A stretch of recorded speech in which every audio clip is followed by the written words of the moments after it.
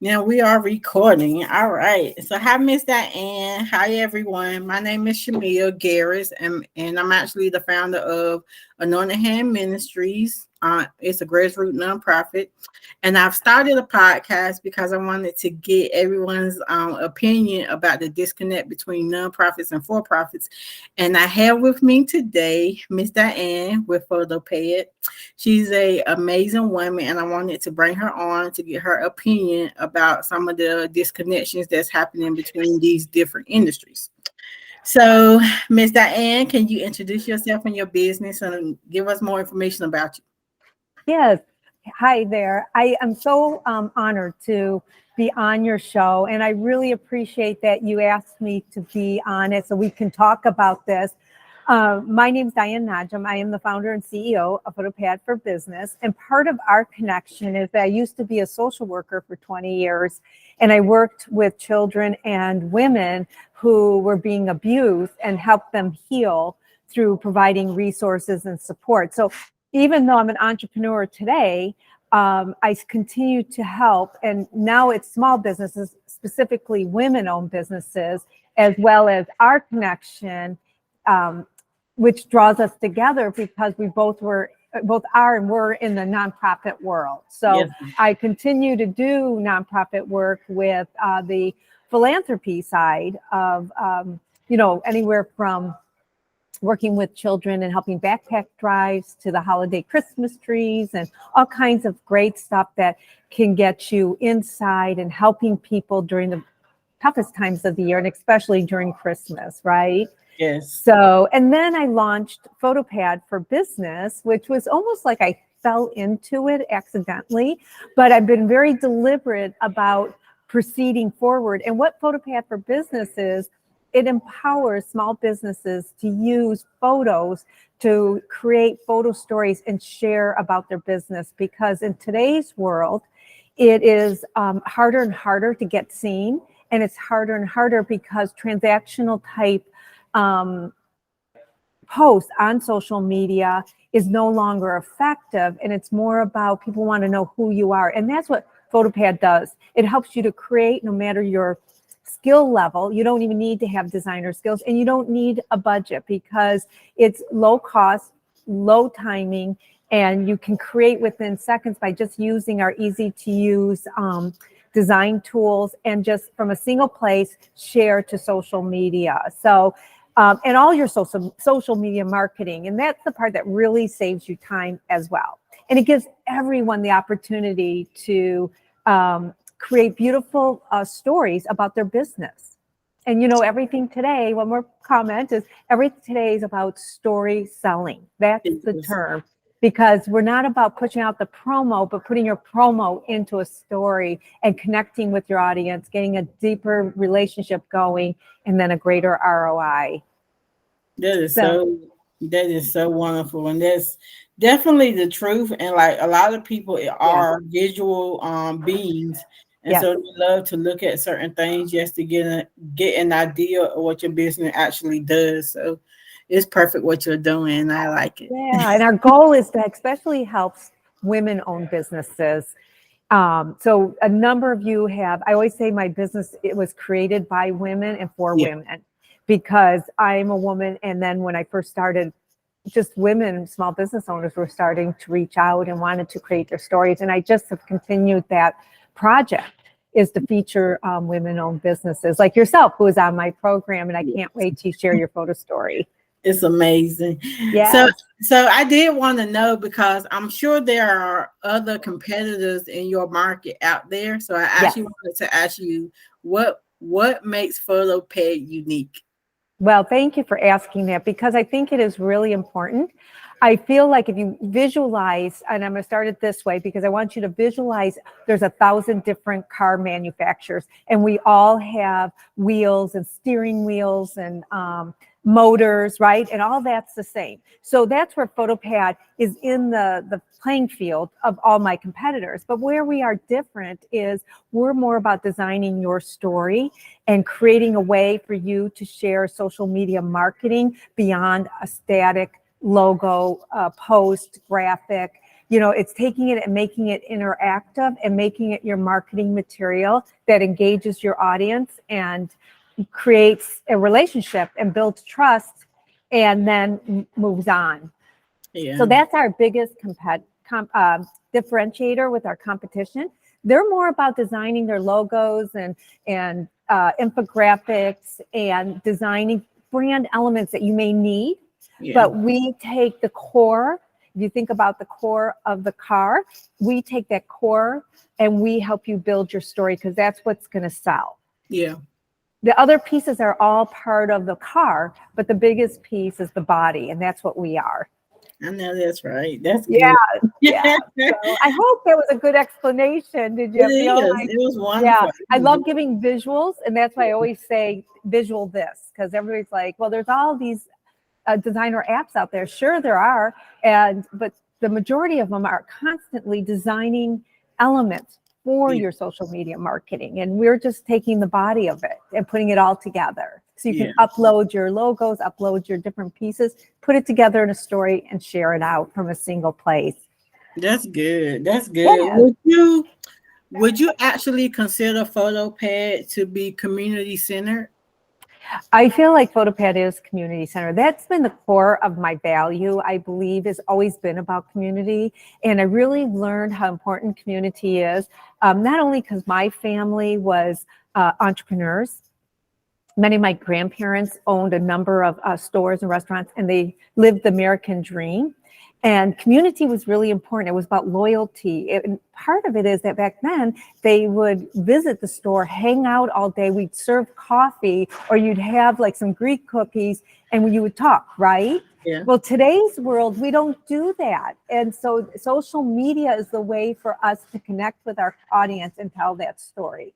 So I really bring that element of community forward. And also, even with my own family, when we experienced some tragedies, community came forward, and it made me realize how important community is, not only to businesses, but to you personally. So I want to build that community of small businesses. And that's why we have our marketplace, which is our Explore page. So if people want to know not only how to create a story or what a story looks like, they can get to know all kinds of businesses in one place. So it's a community. And that's part of our project as well. That's good. So I wanted to know, would you say that PhotoPad offer like samples or trials to small businesses that could actually benefit from y'all platform? Yes, of course. We always offer to do a demo and a walkthrough, plus like work with them if they still don't get it, because many of us don't have any skill and we need to be on social media. Yeah. So we have built, even at the lowest level of skill, design-wise, sometimes you just need a little bit of training, and then you're off and running. It's just like a bike, you put the training wheels on, and then you eventually lift one and then the other, right? And we find our balance. So yes, and I actually love doing these with people because I get to know them. Yeah. And nobody else does that. We have our little, people have like pop-ups and chat, like, how can I help you? I go beyond that. And I think that is a key to what PhotoPad will always be. It's going to be like, your community. You can feel comfortable coming into my home and learning about whether it's on, Google chat like this or YouTube or something where we, I should say Zoom, where we connect, and it doesn't take long to connect and to just say hello and to learn how to do it. Yeah, that's true. Taking that second will benefit you in the long run, because then you can quickly create once and you can repurpose it 3 different ways. So there's so many different ways you can create once, which maybe a little bit more time, but then you could take that graphic and turn it into your inspirational post, or take that graphic and change the cover page and, test it out. What works best? What's getting better engagement? But, I wanted to add, we have gotten, and I'm doing all organic reach. We have not done any paid advertising. And my impressions and my engagement is over 80%, 80 to 95% on every photo story we share on Instagram and on Facebook and on LinkedIn. And some go through the roof, even higher. And I just want to show you, like, if we had if we had the funding and we would be doing paid advertising, then we probably would even get a higher interaction and engagement. Yeah. So That's amazing. yeah. Would you say that there's a disconnect between the nonprofit, the for-profit, and their communities? And the reason I ask that, because you're considered a for-profit, correct? Correct. And I just wanted to ask, like, would you say that in your industry, like all throughout your life, that the for-profits was there to support the community? Like, for instance, if a client all of a sudden fell on hard times and they needed help with their rent or something, not saying that the business had to pay the rent, but like if they could put it out there that this person needed help, maybe their connections could help that person. Would you say that the for-profits that you've been a part of is something that they will give back to the community, like in that situation? Or would you say that there's a big disconnect and we need to do something to try to fill that disconnect in? I think it's kind of multiple layers, because Yeah. many of the bigger corporations do things like around Christmas time Mhm. or backpack time during the beginning of school. But then there's that whole disconnect where kids may need help with their lunches, where I feel like we could do more as a corporation or a for-profit to help, because when you give back, more is given to you. And I've always believed that.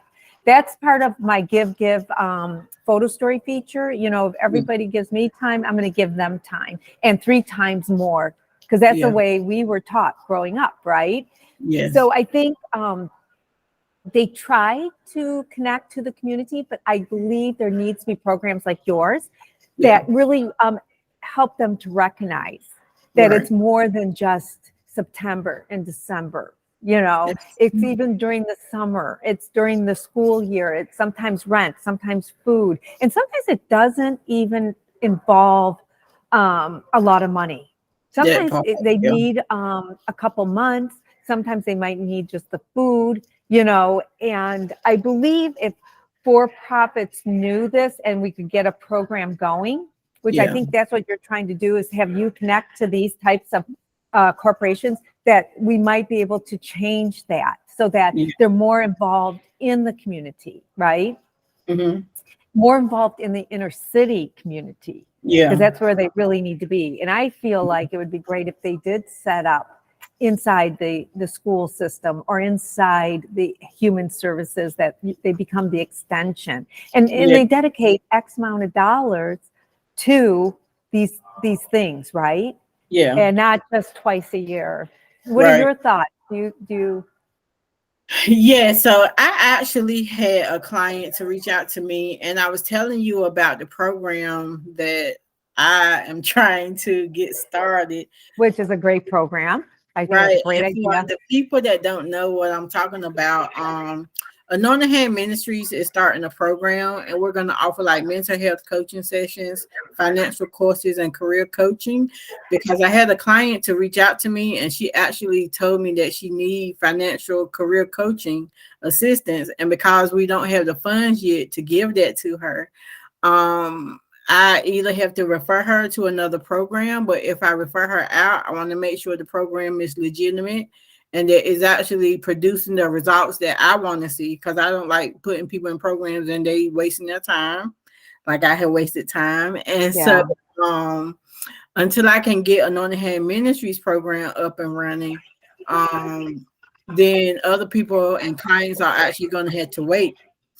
And so that right there is an example of the donations not always being monetary, but you can bring financial experts on into the program and they can give back their time like that to that young lady that knows she need to work on her finances to be in a better spot. So yes, and absolutely, as you're speaking, as a social worker, and I know we've talked about this piece, there is a big hole in the system, and they're never going to be able to fix it. And that's where I feel like the for-profit could really help and step in, is that not only if somebody needs something, it's that waiting period, you're waiting to be approved.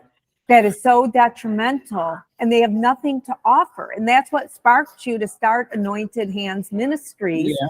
which is a great program. And as you're speaking, I remember working with clients, no matter what the need was. It was so frustrating, even as a social worker, not being able to help people while they're on the waiting list, while they're on the list waiting for everything to be approved. And everything with the government is bureaucracy and takes forever. It does. I mean, I'm saying 2 weeks, but sometimes it could be a month without rent, month without food, right? And it's very hard and it's very sad. And I think this is where we can all come together. So you're almost like disrupting an industry that needs to be disruptive and change. And that's why I said move beyond the September, the December giving times, and set up something all year long to help, so that when you become the extension to human resources, or you become the extension just to people that need help, that don't even need to be human resources, or I'm saying that right, but need just some help, they know they can come there. I've always talked about starting a micro fund too, for women entrepreneurs or women business owners. And because a lot of times we don't need a lot of money just to get started. Maybe a micro fund would help, maybe even $250 would help get something done, right? Get your website up, get your marketing going. So I've always talked about doing that for small business owners, and maybe down the road, but it kind of reminds me of the concept that you are describing for Anointed Hands Ministry to help.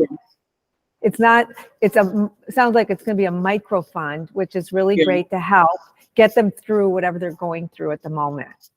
Yeah, correct. Because I actually had a lady today. She had reached out to me because her children was in a hotel, and she was telling them that she needed to get out by 12 o'clock this evening, Eastern Standard Time. And like my heart goes out to her because it's like 40 degrees out here in North Carolina. And I just posted and I just prayed to God that he would make a way to try to get this young lady hotel stay paid. But it's needs out there.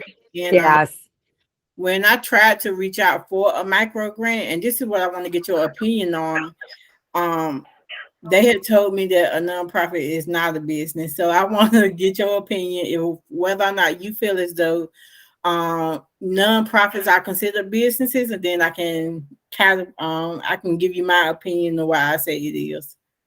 Yes, I absolutely think they are a business because no matter the donations need to come in because they need to cover the costs of running the business, of paying the person, and you have to hire people. So when I worked for a foster care agency, we might have had 100 employees. So even though it's nonprofit, our goal is not to make huge profits like a corporation. You still need to make profits so that you can reinvest in your programs, make them better, than they were. So it is a fine line, and people don't like looking at nonprofits. Even when people make donations, they're like, well, I don't want to go to pay the staff.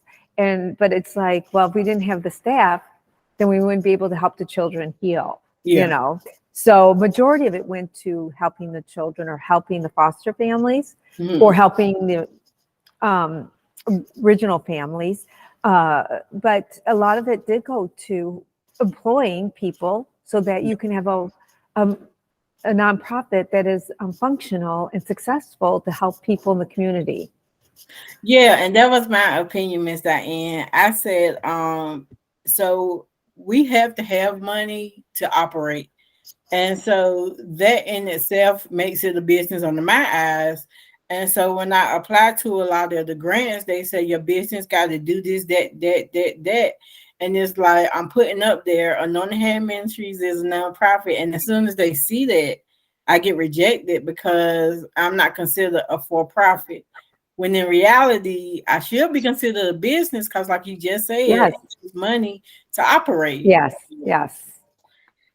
And hopefully that mindset will change. The whole system is very archaic and bureaucratic, and just by what you're doing, you're disrupting that. And that's really huge.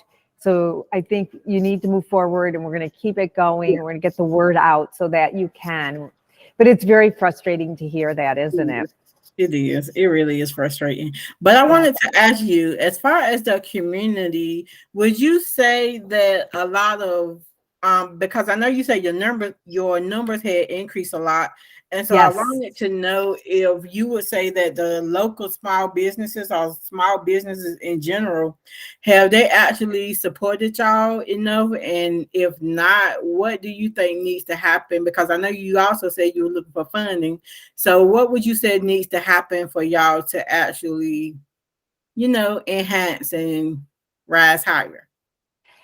Well, there's two things. One is, yes, I'm looking for funding because we want to add the AI piece to our platform and make it even super simple for small businesses. So we want to even make it simpler. Like you get on and we're going to, by just filling out a questionnaire, we're going to deliver your backgrounds and your graphics. So you don't have to waste time scrolling through or what should I create? We're going to tell you what's trending, right? And that's going to make it super simple. So that's part of what we want to get funding for. And of course, the scale. But I believe that the small business community has stepped forward. Okay. They like the women of NASDAQ, all of you guys have supported me. I can't even tell you. I have over 100 women that have signed up. I'm just getting through them. So isn't that great? That's and then good. Even on my community I live, I did a Seattle project, and many of the bigger companies, small businesses, they're bigger. I wasn't ready for them, but they still used me and got my name out. So I really appreciate that. Oh, that's good. So so I feel like they have, and I think more and more we're seeing small businesses are seeing how more important it is to not only be on social media, but look at social media as their community. Oh yeah. I am on Twitter in Twitter chats with like a group called Social Trust, and I have met them now almost for like 6-7 months. And I feel like I told them, like, I go to work, like I go onto Twitter looking for my coworkers. Hey, how's the morning going? And then we do our usual banter of what's going on, right? And so that's a community is so important to building that social trust. And I think small businesses are really coming around with that. Yeah, and it's needed. Yes. Yeah, speaking of scaling, I just wanted to know what can you do to actually scale PhotoPed to its highest potential? Well, I think we have, just with what we have now, this powerful tool that we've created, and we just released the latest of our software, which makes it even simpler for small businesses. That has gotten people interested, and we have met our number for the year back in September of signups. So this is just a bonus between September and now. So that's the first time that's happened. So that's giving me the confidence that I am headed in the right direction, and that is good. What I would need is funding, because then we need to move forward. We need to take some of these great stories and really be promoting them out there. And we need to use other marketing tools out there, such as YouTube, and building up our community there, and doing more blogs and newsletters that really feature the women and the community that we have formed with social media, and get to some of the trade shows and other ways to get our name out there. So I think that's where the funding would step in, and it would help build out our next milestone. And I think that's going to be one of our greatest. Our last one was one of our biggest. Now I think the next step will be one of our greatest. Okay. Okay. So what are some obstacles that PhotoPed has faced, and how did y'all overcome those? Oh, wow. So we've had many, many obstacles. For one, we, had a small team in the beginning, and, of course, we had a lot of bugs. And one of my biggest obstacles was when I first started was not understanding how to talk with the tech team. I'm used to, hey, I want this done, let's do it. And with tech, it takes a while to code. So now I've learned to communicate with them. I think also is I trusted a lot of people in the beginning. That was a big obstacle. And I got betrayed quite a bit. And that was probably really difficult to go through, but I almost feel like those difficulties gave me stronger inner and outer confidence to move forward. And I think our third biggest obstacle, which I feel like we have resolved, and that was how do we fit in the ecosystem of marketing tools. And so I think by testing and steering that ship in a way, like noticing the trends, what's not working for others, what is missing in, just like you are, where the big gaping hole is, there's a big gaping hole in my industry as well. And that's where I feel like PhotoPad sets and getting over that obstacle. But I think the biggest thing is two things. One is you got to keep pushing forward, even when you feel like it's not working, and you got to figure out why it's not working, but you don't give up. And my biggest inspiration, I always say, is when you start feeling that feeling of like, I'm not sure I can do this, and you push through it, and there's growth on the other side. That's from Marissa Mayer, who was with Yahoo. And I always admired her because she took on a role in this huge organization as a woman. And I think she failed, actually, but she didn't give up. She pushed through those moments and made certain things work. And another thing is not everything works. And you got to just come to the realization and just pivot or reorganize what you want to do and everything. So, yeah, that's true. Okay, so I wanted to ask you, what actually makes PhotoPad a trusted source? Well, we make sure our privacy, we don't sell our data. Privacy is very important. We don't sell our data, and we don't produce anything without anyone's permission. And so I think that's why it's trusted. I think the staff, myself, are trustworthy. And I think branding that is really important as a business, that people would trust me because I have put myself out there and talk about things and talk about failure as well as successes. And I think that's a big trust. Okay. I wanted to ask you, what is one question that you wish that I would have asked you, and how would you have answered it? Oh, wow. What's one question? I think you asked me all the questions I was hoping for. You know, it's always been hard for me to talk about PhotoPad in the sense of like talking about it. I always want to hear about you. And so this is the first time in an interview that somebody's asked me focused on exactly my product. And I love that. So I think you really have asked all the questions. So I don't have any. I think you did a great job. I was like, wow, these are bam, bam, bam. These are great. I really enjoyed this. Yeah, me too. And so what would you say is next for PhotoPad, and how can people reach out if they wanted to sign up for PhotoPad? Oh, I would love for them to sign up, and I would love to get to know their business and help them as well. So if there is something they're struggling with, like on marketing or social media, is during that time we do a demo. We can talk about that and I can help. Our next step, as I mentioned, I'm hoping by June we release our next phase of PhotoPad, which is curating content. So you get on and you start typing and it'll start telling you what graphics to use. So things like that, like little features that we're going to be adding to make it simpler. And then of course, adding the AI and machine learning to really make designing or creating simpler than you've ever experienced before. And I'm hoping I disrupt that space sooner than anybody else in the industry. You will. And something just popped up in my head. I wanted to ask you, because you was talking about funding. So I wanted to ask you, what has the process been like for grants? Is there an industry that you struggle with a lot, or I mean, what is the process? Do you apply for grants? Like, how do y'all seek y'all funding for y'all? Well, there's two types. One is I've gone to pitches, which has been really a great thing to do, because then you really get more focused on how you speak about your business. I'm Greek. We tend to talk all over the place. I could stop in mid-sentence and start talking about something else. But I've learned during pitches that keep focused and keep a narrow, short description of what you're doing.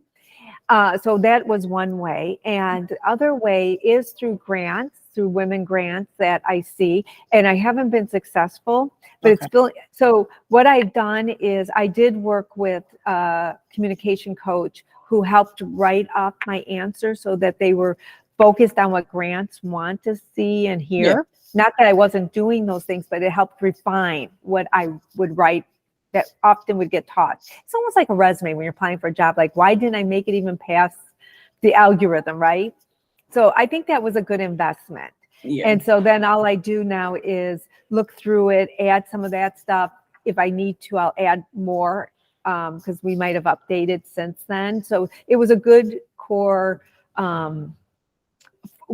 communication piece I have to add to grants. But they're really hard. I don't know. I hear a lot of people getting them and then I get excited and then I don't get them. And I'm just like, okay, it's all right. I'm just like going to check it off and I'm just going to keep trying. I think there's one grant I keep trying. It's been like over 2 years now, an Amber grant or something, I think it's called. And one day they're going to read mine and be inspired. That's how I think. Yes. That is amazing.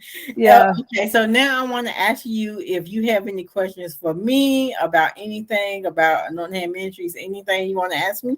Well, I was just wondering about, well, first off, I know you described your mission, and I was wondering, I know you're seeking board members. Yeah. And so I just wanted to put that out there and ask, what are you looking for so I can put it out to the universe and hopefully somebody in my connection may be able to,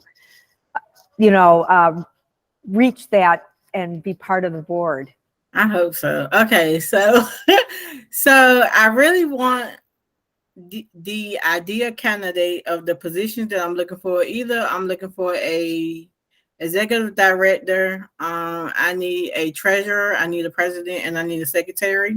Those are the duties and titles and volunteer positions that I need to fill in order to file for my tax exempt status with the state of North Carolina. So I need someone that has experience in those fields. I need someone that have at least 20 years in the nonprofit industry, because I feel like those seasoned individuals have been through a lot, the ups and downs, the good and the bad, and so nothing will shock them, hopefully. Right, exactly. And so no, they know how to navigate too. What needs to be done. So it saves wasting time on things that they know that didn't work. Exactly. And so those are the type of people that I'm looking to put on the board. Just someone that has experience in that field. Because I reached out to a mentor in NASDAQ for him to help me. And he said that he don't have any experience in the nonprofit area. So he declined even meeting. Okay. And so those are some of the things that I need to put out there and make sure that I too focus on when I'm looking for people, is that they have that background in the nonprofit area. Yes, and one of the suggestions I have too is I see that job openings for that, volunteer positions on LinkedIn. So I don't know if you had the opportunity yet. That might be a place to put those. Yeah, and there's a section, because there's a section for volunteering that I've looked at. Oh, I know. Yeah, so that might be a way to communicate. Because they don't necessarily need to be in North Carolina, correct? You can do this virtually. We can do this all virtually. Yeah. And there might be somebody out there looking to give back or wants to have that position, and and so I give back. think that would be wonderful. Yeah, so that's great. Yeah, I love what you're doing, and I want you to keep going. So I want to think of other ways to help you. I appreciate you, Miss Diane. I really Thank you. Those are actually all of the questions that I have today. And I can go ahead on and stop recording, but I do want to share with you. I'm going to stop recording.